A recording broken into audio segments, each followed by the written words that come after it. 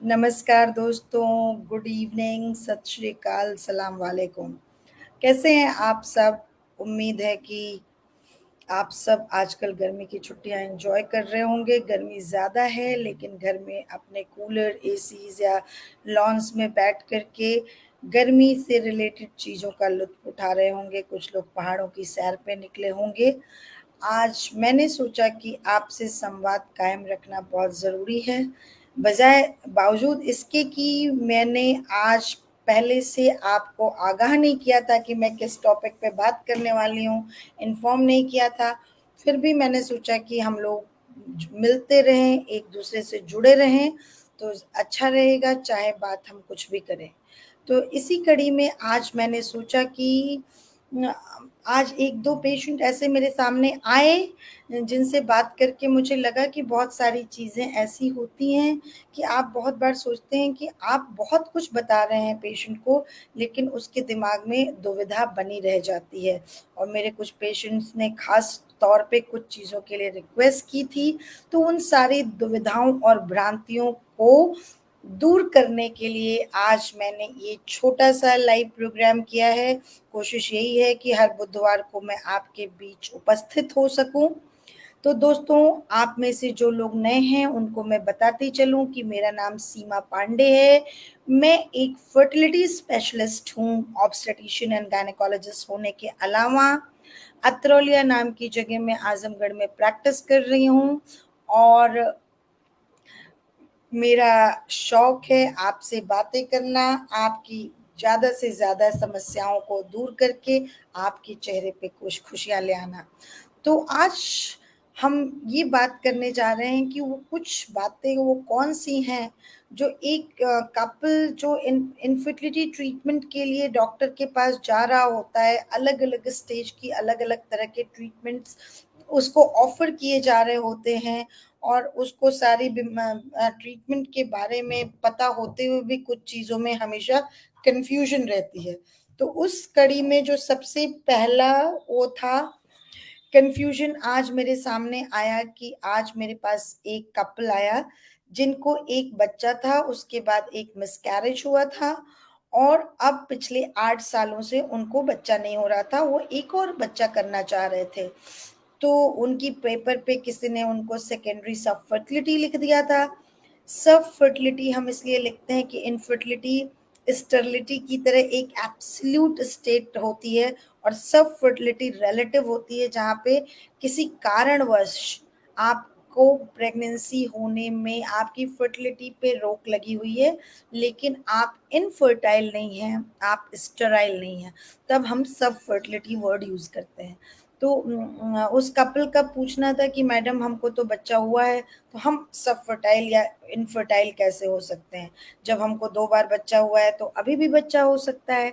तो मैं आपको बताना चाहती हूँ कि ये बात सच है कि आपको बच्चा ऑलरेडी हो रखा है, आप फर्टाइल थे, लेकिन जब आप दूसरा बच्चा ट्राई कर रहे हैं और इतना टाइम हो गया, 1 साल से ऊपर हो गया, इनफर्टिलिटी की डेफिनिशन दोबारा आप पे लागू होती है कि अगर आपकी उम्र 35 साल से नीचे है, आप 1 साल से ज़्यादा टाइम से कंसीव करने की कोशिश कर रहे हैं, प्रेग्नेंट होने की कोशिश कर रहे हैं और आप प्रेग्नेंट नहीं हो पा रहे हैं, तो आपको सब फर्टिलिटी हो सकती है। और अगर आपकी उम्र 35 से ऊपर है और आप 6 महीने से ज़्यादा से ट्राई कर रहे हैं, तो और वो इसीलिए 2 वर्ड आते हैं, प्राइमरी और सेकेंडरी इनफर्टिलिटी या सब फर्टिलिटी। प्राइमरी सब फर्टिलिटी या प्राइमरी इनफर्टिलिटी उनको कहते हैं जिनको कभी भी बच्चा या मिसकैरेज कुछ भी नहीं हुआ, जिनको कभी एक दिन भी पीरियड ओवर ड्यू होके प्रेगनेंसी की वजह से आया ही नहीं है। और सेकेंडरी इनफर्टिलिटी या सब फर्टिलिटी उन्हें कहते हैं जिनको पहले बच्चा हुआ, चाहे वो फुल टर्म डिलीवरी हुई हो, लाइव हुई हो, डेड हुई हो या मिसकैरेज हुआ हो और अब बच्चा नहीं हो रहा है, तो उनको सेकेंडरी सब फर्टिलिटी कहते हैं। और जो व्यक्ति जिनको कितने भी बच्चे हों कि सब फर्टिलिटी किसी को भी हो सकती है। सेकेंडरी सब फर्टिलिटी के कॉमन कारण जो होते हैं वो हार्मोनल डिसबैलेंस और इन्फेक्शन से ट्यूब बंद होना होते हैं। तो ज़रूरी नहीं है कि आप एक बार फर्टाइल हैं तो ज़िंदगी भर फर्टाइल रहेंगे। एज अपने आप में एक बहुत बड़ा फैक्टर है। अगर आपकी एज 40 क्रॉस कर जाती है तो भी आप रिलेटिव सब फर्टिलिटी की तरफ चले जाते हैं। तो उम्मीद है कि आपको ये बात समझ में आ गई होगी कि या दूसरा इसी से रिलेटेड क्वेश्चन होता है, जब मुझे बच्चा हो चुका है तो मेरी ट्यूब कैसे बंद हो गई? तो मैं आपको ये बताती चलूं कि ट्यूब अधिकतर लोगों में तभी बंद, उन्हीं लोगों की ट्यूब बंद होती है जिनको या तो प्रेगनेंसी हुई होती है, बच्चा हुआ होता है, या मिसकैरेज हुआ होता है, या डीएनसी हुई होती है। इसके अलावा कुछ इन्फेक्शन है, जैसे टीबी की बीमारी है, सेक्सुअली ट्रांसमिटेड डिजीजेस हैं, इनमें ट्यूब बंद होती है, लेकिन ट्यूब अधिकतर उन्हीं लोगों को बंद होती है जिन लोगों को बच्चा हुआ रहता है या मिसकैरेज हुआ रहता है। दूसरा जो एक और भ्रांति है, जो कुछ हद तक सही भी है लेकिन पूरी तरह से मैं इसको सही नहीं कहूंगी, कि एक बार बच्चा आपको अगर इलाज से रुकता है तो बार बार बच्चा आपको इलाज से रुकता है। तो मेरे मरीज जोक करते हैं कि मैडम की दवा से एक पर एक फ्री होता है। उनका कहने का मतलब होता है कि एक बार इलाज कराते हैं बच्चा हो जाता है, दूसरी बार वो जान भी नहीं पाते हैं और उनको कब सेकेंड टाइम फिर से प्रेगनेंसी हो जाती है। तो यहाँ पे मैं दर्शकों आपको, और या एक बार आईवीएफ करा लिया तो जिंदगी में हमेशा बच्चे के लिए आईवीएफ कराना पड़ता है, ये भी एक बहुत बड़ी मिसअंडरस्टैंडिंग, लोगों के दिमाग में कंफ्यूजन रहती है। तो ये सत्य है कि स्पेशली आईवीएफ, अगर जिसका एक बार आईवीएफ हो रहा है उसको अधिकतर दोबारा भी आईवीएफ से ही बच्चा होने के चांसेस होते हैं, अगर उसकी दोनों ट्यूब बंद हो, अगर उसके हस्बैंड के सीमेन में स्पर्म की संख्या 10 मिलियन 15 मिलियन से नीचे हो, उसको कोई ऐसी बीमारी हो जिससे कि उसको बच्चा ना रुक पा रहा हो। बेसिकली ये दो कंडीशन में तो बिल्कुल, अगर आपकी ट्यूब बंद है या आपके हस्बैंड के स्पर्म काउंट कम है तो आपको बच्चा आईवीएफ से ही हर बार होता है। लेकिन अगर आपको अनएक्सप्लेन इनफर्टिलिटी है, पॉलीसिस्टिक ओवेरियन डिजीज है, ऐसे में अगर आप थक गए थे इलाज करते करते और आपने आईवीएफ से एक बच्चा कर लिया, तो बहुत बार देखा गया है कि दूसरा बच्चा आपको नॉर्मल तरीके से भी हो सकता है। तो ये जरूरी नहीं है कि एक बार इनफर्टिलिटी का ट्रीटमेंट कराया तो हर बच्चे में आपको ट्रीटमेंट कराना पड़े, और ये भी जरूरी नहीं है कि एक बार आईवीएफ से बच्चा हुआ तो आपको बार बार आईवीएफ से ही बच्चा कराना पड़े। ऐसा बिल्कुल भी नहीं है, उसके पीछे रीजन है। तभी हम कहते हैं कि ये जो स्ट्रेस होता है पहला बच्चा ना होने का, वो कितना हॉवी है इसका पता तभी चलता है, उन्हीं दंपतियों में चलता है जिनको एक बच्चा मैंने आईवीएफ से किया और उसके 6 महीने से साल भर के अंदर वो सेकेंड टाइम कंसीव करके आ गए। अभी पिछले हफ्ते 10 दिन पहले मेरी एक पेशेंट जिसको एंडोमेट्रियोसिस नाम की बीमारी है, उसकी सर्जरी भी हो चुकी थी, उसको बच्चेदानी में गांठ भी थी और उसको 8-10 साल से बच्चा नहीं हो रहा था, और मैंने उसका आईवीएफ किया, उसको एक बेटा हुआ और अभी वो बेटा 5-6 महीने का ही है और उसको दोबारा से नेचुरल प्रेगनेंसी हो गई। मेरी एक और पेशेंट है जिसकी एज काफी ज्यादा थी, उसको एक बच्चा हमने आईवीएफ से किया, बेटा 1 साल का हो गया, अभी फिर से वो नेचुरली कंसीव कर गई। तो इसमें समझ आता है कि स्ट्रेस कितना बड़ा फैक्टर प्ले करता है। स्ट्रेस के अलावा जब जो लोग मुझे दिखाने आते हैं उनसे मैं एक ही बात कहती हूँ कि मैं आपको बच्चा रुकने की दवाई नहीं देती हूँ, मैं कोशिश करती हूँ आपकी बीमारी को पकड़ना, और एक बार मैंने बीमारी पकड़ ली तो बच्चा आपको अपने आप हो जाएगा। तो इसलिए सॉरी सॉरी, तो मैं एक बार मैंने इलाज कर बीमारी पकड़ के उसका इलाज कर दिया तो बच्चा तो अपने आप हो जाएगा। तो बहुत बार इसका कारण यही होता है कि हम आपके जिस कारण से आपको इनफर्टिलिटी या सब फर्टिलिटी थी वो कारण हमने दूर कर दिया, इसलिए आपको दोबारा से बच्चा नॉर्मल हो जाता है। तो ये एक बहुत बड़ी कंफ्यूजन थी लोगों के दिमाग में, अम, इसको दूर करना बहुत जरूरी था। और तीसरा कहते हैं कि जो है, मैडम ये जो आईवीएफ है ना, इसमें इतनी सारी सुई दवाएं लगती हैं, हमको इतने सारे इंजेक्शन लेने पड़ते हैं, इस सब से हमारी बॉडी पे बहुत ज़्यादा साइड इफेक्ट हो जाएगा। तो इसलिए ना मैं आईवीएफ नहीं कराना चाहती हूँ। तो आप मेरे को दवाई से ही बच्चा करने की कोशिश कीजिए। तो दोस्तों, मैं आपको बताना चाहती हूँ कि ये बात एकदम सत्य है कि वो हर चीज़ जो नेचुरल नहीं है, जिसकी आपको बॉडी को ज़रूरत नहीं है, अगर हम वो इस्तेमाल करते हैं तो उसका साइड इफ़ेक्ट होता है। हम खाना भी एक्सेस में खाने लग जाते हैं तो वो भी हम नुकसान करता है। उसी तरह से इन दवाइयों के बारे में है, स्पेशली जो इनफर्टिलिटी के ट्रीटमेंट में दवाइयाँ यूज़ की जाती हैं, वो अधिकतर हॉर्मोन्स होते हैं और उन हॉर्मोन्स को जब हम यूज़ करते हैं तो उनके कुछ ना कुछ साइड इफ़ेक्ट्स ज़रूर हमारी बॉडी पे आते हैं। जैसे बहुत सारे पेशेंट का वेट बढ़ने लग जाता है, बहुत सारे लोग को पिंपल्स होने लगते हैं, ड्राइनेस होने लगती है चेहरे वगैरह पे, मूड स्विंग्स बहुत ज़्यादा होने लग जाते हैं। तो ये माइनर साइड इफ़ेक्ट्स ज़रूर होते हैं। लेकिन दोस्तों, हमारे समाज में या भगवान ने इंसान को इस तरह से बनाया है कि अगर उसे बच्चा नहीं होता है तो वो खुश नहीं रहता है। तो इसलिए वो बच्चा पाने के लिए हर पॉसिबल इलाज करने की, हर पॉसिबल हम कहते हैं दवा और दुआ दोनों करने की कोशिश करता है। सोचिए, उसी की कड़ी में साइंटिस्ट ने प्रोग्रेस करके आपको टेस्ट ट्यूब बेबी जैसी चीज़ भी दी, क्योंकि बच्चा पाने की हमारी जो शिद्दत थी, जो चाहत थी, वो इतनी ज़्यादा थी। तो हर चीज़ के फ़ायदे और नुकसान का एक रेशियो होता है और हम उस बैलेंस को और रेशियो को देख कर के चलते हैं। तो अगर आप सही डॉक्टर की सलाह लेकर के और एक लिमिटेड टाइम में, एक लिमिटेड वे में, एविडेंस बेस्ड वे में अगर अपना इनफर्टिलिटी का ट्रीटमेंट कराते हैं, आईवीएफ कराते हैं, तो यकीन मानिए कि 5-5 साइकिल तक भी लोगों को कोई खास साइड इफ़ेक्ट मैंने होते हुए नहीं देखा है। इमोशनली वो ड्रेन हो जाते हैं। मैं आपको यहाँ बताती चलूँ कि इनफर्टिलिटी का ट्रीटमेंट अपने आप में बहुत ही ज़्यादा पेनफुल है।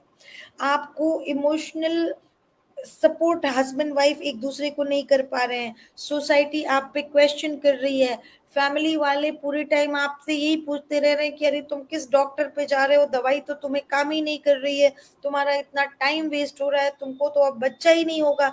ये सारा प्रेशर के साथ इनफर्टिलिटी के ट्रीटमेंट की कॉस्ट, जैसे जैसे इनफर्टिलिटी के दिन ऊपर जाते जाते हैं, ईयर्स बढ़ते जाते हैं, ट्रीटमेंट कॉस्ट बढ़ती जाती है और वो सारी चीज़ें लेकर के वो इतना महँगा हो जाता है कि आपको वो सारा एक साथ बहुत ही ज़्यादा पेनफुल एक्सपीरियंस होता है अपने आप में। और उसके अलावा जब आपकी बॉडी में हॉर्मोन्स, कभी-कभी हम आपके अंदर आपकी बॉडी के सारे हॉर्मोन्स को ब्लॉक करने के लिए कुछ इंजेक्शंस लगाते हैं। उन इंजेक्शंस के साइड इफ़ेक्ट से आपकी बॉडी में ईस्ट्रोजन नाम के हार्मोन की डेफिशिएंसी हो जाती है, आपको बॉडी एक्स हो जाने लगते हैं, आपको मूड स्विंग्स होने लगते हैं, आपको ब्लोटेड फील होता है, आप जैसे मेनोपॉज की तरफ चले जाएं वैसे फील होने लग जाता है। इसी तरह से जो बच्चा रुकने के लिए गोलियां क्लोमिफेन, लेट्रिजोल देते हैं, उससे किसी किसी को तरह तरह का हेडेक होता है, मूड डिस्टर्ब होता है। तो ये आईवीएफ का जो ट्रीटमेंट है वो इमोशनली, फाइनेंशियली ड्रेनिंग है, डिमांडिंग है, लेकिन उसका कोई ऐसा साइड इफेक्ट नहीं देखा गया। उससे होने वाले फायदे आपके साइड इफेक्ट से बहुत ऊपर हैं। इसलिए आप एक अच्छे फर्टिलिटी स्पेशलिस्ट से और सही समय पे अपना अगर इलाज कराते हैं तो आपकी बॉडी को उन साइड इफेक्ट्स को बर्दाश्त करने की शक्ति ज़्यादा होती है और आपके ऊपर उनका कोई दुष्प्रभाव नहीं होता है। इसीलिए मैं कहती हूँ, जैसे हमारे पास पेशेंट आता है, वो कहता है कि अभी आईवीएफ ट्रीटमेंट के लिए तो उम्र पड़ी है, वो तो लास्ट है ना। तो मैं आपको बताना चाहती हूँ कि ईश्वर ने औरत की और इंसान की प्रजनन क्षमता 40 साल पे खत्म कर दी। इसके पीछे रीजन है, इसके पीछे रीजन ये है कि औरत की उम्र जैसे जैसे बढ़ती है, उसका शरीर इस योग्य नहीं होता कि ये इस बच्चे को ठीक से 9 महीना रख सके। और हम आज की दुनिया में साइंस द्वारा उस चीज को बदल करके और अपना ट्रीटमेंट प्रोटोकॉल 45-50 तक ले जा रहे हैं। तो वो हम आपको खुशियां देने के लिए ले जा रहे हैं। लेकिन अगर आपके डॉक्टर ने आपको सही तरह से समझाते हुए आपको आईवीएफ की सलाह दी है तो आप उम्र अपनी मत देखिए, जितने आप सही उम्र में आईवीएफ कराएंगे आपकी सक्सेस रेट अच्छी होगी, आपकी बॉडी पे साइड इफेक्ट कम होगा, आपकी बॉडी 9 महीने उस प्रेगनेंसी को अच्छे से इंजॉय कर पाएगी। तो इसलिए समय रहते हुए आईवीएफ कराना अच्छा होता है। 50 साल की उम्र तक वेट करना बिल्कुल गड़बड़ है, अगर आईवीएफ ही आपके लिए एक ऑप्शन है। तो उम्मीद है कि ये बात आपको समझ में आई होगी। तो अगर आपकी दोनों ट्यूब बंद है और उसके खुलने के चांसेस नहीं है, या आपने खुलवाया वो काम नहीं कर रही है, तो प्लीज समय रहते आईवीएफ करा लें। अगर आपके हस्बैंड के सीमेन में स्पर्म की संख्या 2-3-4 लाख है, 2-3-4 हजार है, प्लीज जल्दी से आईवीएफ करा लीजिए, दवाई करा करके टाइम वेस्ट मत कीजिए। तो चौथा प्रश्न जो मेरे दिमाग में आता है, जो क्वेश्चन कल ही किसी ने पूछा, कल मैं अपने एक पुराने पेशेंट से उसका हालचाल पूछ रही थी, वो आजकल यहाँ से कहीं दूर इलाज करा रहे हैं, तो मैं उनसे बात कर रही थी कि क्या चल रहा है, कैसा चल रहा है। तो पता चला कि उनकी आईवीएफ की जो प्रक्रिया थी वो सेल्फ एग से करने के बाद फेल हो गई है। तो अब डॉक्टर्स ने उनको एग डोनर लेने की सलाह दी है, क्योंकि एम्ब्रियोज अच्छे नहीं बन रहे हैं, उनकी क्वालिटी अच्छी नहीं है। तो ऐसे में उनके दिमाग में तरह तरह के प्रश्न आ रहे थे कि पहला कि मैडम ये डोनर कहाँ से आएंगे, क्या ये हमें ला करके देना पड़ेगा, या आप लोग के पास ऐसी कोई जगह होती है, कोई लोग होते हैं जो आकर के ये डोनेशन करते हैं। तो दोस्तों मैं आपको बताना चाहती हूँ कि एग डोनर आप अपने घर के व्यक्ति को बना सकते हैं। जो लेटेस्ट ART एक्ट 2021 आया है उसके अकॉर्डिंग हम डोनर को बिना पैसा दिए अपने पास हमें लाना है, जो आपका रिलेटिव हो सकता है, आपका फ्रेंड हो सकता है, कोई भी हो सकता है। तो अगर वो मिल जाता है तो उससे अच्छी तो कोई बात ही नहीं है। अदरवाइज हमारे एआरटी एक्ट में एआरटी बैंक बन रहे हैं, उन एआरटी बैंक के थ्रू हम एग डोनर्स लेके आते हैं। वो महिलाएं होती हैं जिनकी उम्र 30 या उससे नीचे होती है, उनका बीमारी का स्टेटस, जितनी कॉमन बीमारियां हैं, जितने इन्फेक्शन हैं, जैसे HIV, हेपेटाइटिस, VDRL, कोई भी सेक्सुअली ट्रांसमिटेड डिजीजेस, ये सब का चेक होता है कि उनको नहीं है। किसी तरह की कॉन्जेनाइटल डिजीज जैसे थैलेसीमिया, डाउन सिंड्रोम, इस तरह की चीज उनकी फैमिली में नहीं है, उनके ब्लड में नहीं है। जो जो चीजें जांच की जा सकती हैं, इंसान की क्षमता में है, वो सारी बीमारियों की जांच उन डोनर्स में की जाती है। फिर उनके अलग अलग ग्रुप बनाए जाते हैं। जब आपको डोनर की जरूरत होती है तो उस आपकी शक्ल को डोनर की शक्ल से मिलाया जाता है, और आपके ब्लड ग्रुप से लेकर के आपके डील डॉल से मिलते जुलते लोगों को आपके लिए डोनर के तौर पे चयनित किया जाता है। और उसके बाद से वो उसको इंजेक्शन लगा करके वो अंडे जो आपके अंदर नहीं बन पा रहे हैं उसके अंदर बना के निकाल के आपके पति के स्पर्म से मिला के गर्भ बना के आपके गर्भाशय में रखा जाता है। तो आप ये बिल्कुल परेशान मत होइए कि वो बच्चा आप जैसा नहीं दिखेगा, या वो किसी का पराया बच्चा होगा, या जब पैदा होगा तो उसके अंदर ढेर सारी बीमारियां होंगी। ऐसा बिल्कुल नहीं होता है। हाँ, ये बात सत्य है कि इंसान जो है अभी भी भगवान नहीं बन पाया है। दुनिया में हर चीज, हर बीमारी की जांच नहीं होती है, तो इसलिए थोड़ा भरोसा करना भी जरूरी होता है। और सबसे इम्पोर्टेंट चीज, अगर कोई एग डोनेशन कर रहा है, आपको याद रखना है कि उसकी कोई ना कोई मजबूरी होगी, और वो मजबूरी अधिकतर पैसा होती है। वो आपके या बड़े सोशियो इकोनॉमिक स्टेटस से नहीं आएगा। जिसकी जिंदगी में कोई कमी नहीं होगा, वो अपने ऊपर इतने दिन सुइयां लगाकर आपके लिए अंडे बनाने की कोशिश नहीं करेगा। या तो आपका बहुत आपको चाहने वाला हो, आपकी बहन हो, आपकी फ्रेंड हो, आपका रिलेटिव हो, अदरवाइज किसी की आर्थिक स्थिति, उसकी जरूरत होगी जिसके लिए वो एग डोनेशन कर रहा होगा। लेकिन अभी तक जितने बच्चे देखे गए हैं वो बच्चे बहुत अच्छे होते हैं, उनमें ऐसी इस तरह की किसी भी तरह की मेंटल, फिजिकल और कोई भी बीमारी नहीं होती है। उसके चांसेस उतने ही होते हैं जितने आपको एक बच्चा होने में, जिसके खानदान में आज तक कभी कोई बीमारी नहीं हुई थी और आपके में है, उतना ही डोनर के बच्चे में भी होने के चांसेस होते हैं। तो अगर आपके लिए डोनर ही आखिरी विकल्प है, एग डोनेशन ही, जैसे अगर आपको समय से पहले मासिक धर्म आपका बंद हो गया, जैसे आपके अंदर ओवरीज नहीं है, या आपके अंदर अंडे हैं लेकिन बार बार आपको मिसकैरेज हो जा रहा है, आपके बच्चों में खतरनाक बीमारियां हो रही हैं जो एक जनरेशन से जो दूसरे जनरेशन को ट्रांसफर हो रही हैं, जिसे हम जेनेटिक डिजीजेस कहते हैं, या HIV है आप में से किसी को, तो ऐसे में एग डोनेशन की अगर आपको जरूरत है तो आपको जरूर जाना चाहिए। और आपका डॉक्टर और ART बैंक इस बात की पूरी तफ्तीश करेगा डिटेल में कि वो आपसे मैक्सिमम मैच करता हो। तो उम्मीद है कि इस प्रश्न का जो उत्तर आप चाहते थे वो मैंने आपको दे दिया। फिर आज बहुत ही फनी बात हुई। एक कपल था जिसमें महिला को एक बच्चा 6 साल पहले हुआ था। वो अनफॉर्चुनेटली बहुत दुख की बात है कि वो जिंदा नहीं रहा, खत्म हो गया। और उसके बाद उनको एक मिसकैरेज हुआ और 6 साल से फिर उनको बच्चा नहीं हो रहा है, 2 साल से उनका MC नहीं आ रहा है। उनकी उम्र अभी 36 साल के करीब है। तो वो मेरे पास आई तो उनको समय से पहले मेनोपॉज हो गया था। प्री मेच्योर मेनोपॉज पे मैं बात कर चुकी हूँ, मैं कोशिश करूंगी कि मैं एक बार और बात करूं इसके बारे में। Pre mature ovarian insufficiency, pre mature menopause, समय से पहले रजोनिवृत्ति जिन लोगों को हो जाती है, उन लोगों की बॉडी में फॉलिकल स्टिमुलेटिंग हार्मोन FSH नाम के हार्मोन की मात्रा बहुत ज्यादा बढ़ जाती है और उससे उनको दिक्कत होती है उनके अंदर। और ये तभी होती है जब आपके अंदर अंडे खत्म हो जाते हैं। और आज तक इस बीमारी का कारण पता नहीं चल पाया है। ये 10 से 20% लोगों में जेनेटिक होती है। उसके अलावा ऑटो इम्यून होती है, जहां आपका शरीर आपके अपने अंडों को खा लेता है। TB जैसे इन्फेक्शन में होता है। और अधिकतर कॉजेज में इडियोपैथिक होती है, मतलब जिसका कारण हम नहीं जानते।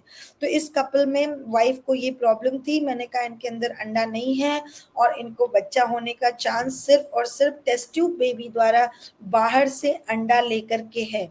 बहुत देर समझाने के बाद उनको ये समझ में तो आया कि अंडा चाहिए, लेकिन वो उनका अगला क्वेश्चन था कि मैडम ये बच्चा लीगल तो होगा ना, इलीगल तो नहीं होगा। तो मुझे तो समझ में नहीं आया कि ये इलीगल क्यों होगा। फिर मेरे को समझ में आया कि उनका पूछना है, वो जानना चाहते थे कि कहीं ऐसा तो नहीं कि उनके पति का सीमेन बदल दिया जाएगा। इसको वो ये शब्द इस्तेमाल कर रहे थे कि इलीगल बच्चा तो नहीं होगा। तो मैं आपको बताना चाहती हूँ कि स्पर्म और एग डोनेशन की प्रक्रिया काफी एक्सपेंसिव प्रक्रिया है। उसमें पैसे लगते हैं, बहुत सारे फॉर्म साइन करने पड़ते हैं गवर्नमेंट ऑफ इंडिया के पास।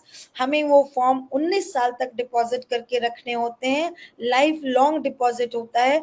इतनी सारी उसकी प्रक्रियाएं हैं कि कोई भी डॉक्टर अनायास ही बिना आपसे पूछे और आज की तारीख में आपसे बिना 10 पन्ने पे साइन किए, आपसे बात किए, ना आपका अंडा बदल सकता है ना आपका स्पर्म बदल सकता है।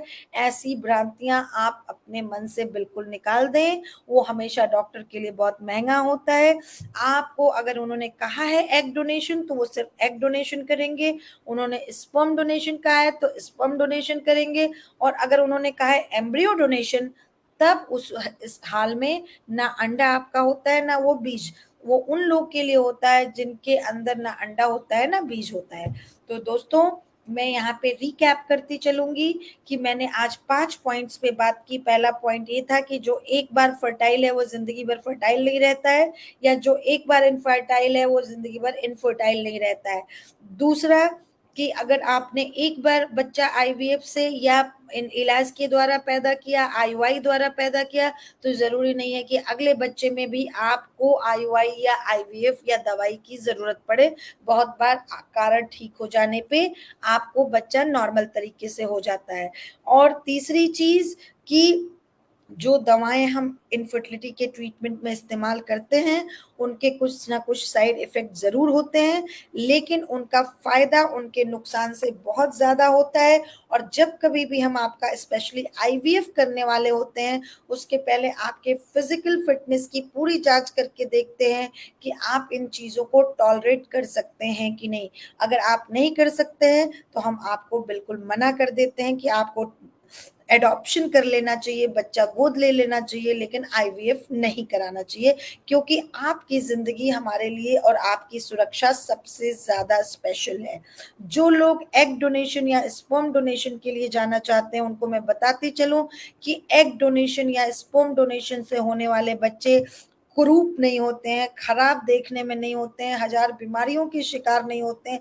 वो हम जैसे और आप जैसे ही दिखते हैं और बिल्कुल आपसे मैच करते हैं, ऐसा बिल्कुल भी नहीं है। उनके में भी गड़बड़ी होने के चांसेस उतने ही हैं जितने आपके अपने बच्चे में हैं। तो इस तरह के गलत तरह के विचार ना पालें। सही फर्टिलिटी सेंटर पे अगर आप जाते हैं तो ये सारी चीजें आपको सही से जानकारी के साथ मिलती हैं, और कोई भी डॉक्टर आपका अंडा या स्पर्म बिना आपकी परमिशन और आपकी जानकारी और आपके सिग्नेचर के नहीं बदल सकता है।